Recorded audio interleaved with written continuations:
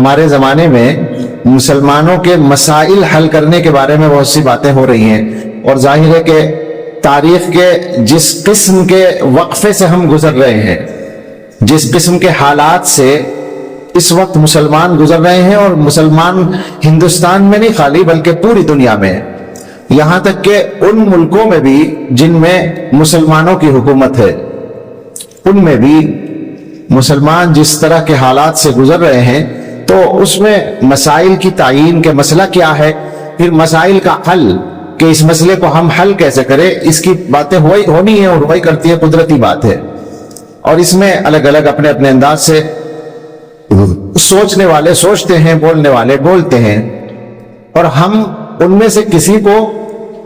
یہ نہیں کہہ سکتے کہ وہ صحیح آدمی نہیں ہے یا وہ مخلص نہیں ہے، لیکن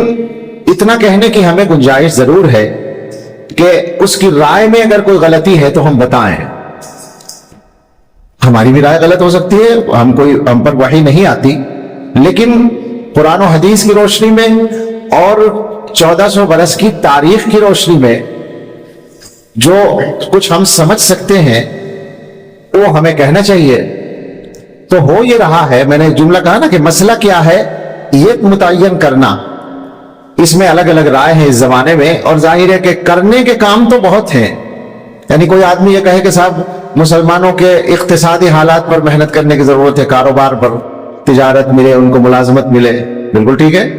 کوئی آدمی یہ کہے کہ تعلیم پر محنت کرنے کی ضرورت ہے، بالکل ٹھیک ہے۔ کوئی آدمی یوں کہے کہ میڈیکل لائن میں بہت محنت کی ضرورت ہے، مسلمان علاج کے سلسلے میں پریشان ہیں، تو بالکل ٹھیک ہے۔ تو بحث یہ نہیں ہے کہ کرنے کے کام کیا کیا ہیں، وہ تو سارے کام کرنے کے ہیں، اصل بات یہ ہے کہ اصل مسئلہ کیا ہے، اس کی نشاندہی ہونی چاہیے۔ اب بحیثیت مسلمان کے جو مسلمان کا اصل مسئلہ ہو سکتا ہے وہ یہ ہم سمجھتے ہیں قرآن و حدیث کی روشنی میں، اور رسول اکرم صلی اللہ تعالی علیہ وسلم کی سیرت طیبہ کی روشنی میں، اور حضرات صحابہ رضی اللہ تعالیٰ عنہم نے جو حضور علیہ الصلوۃ والسلام سے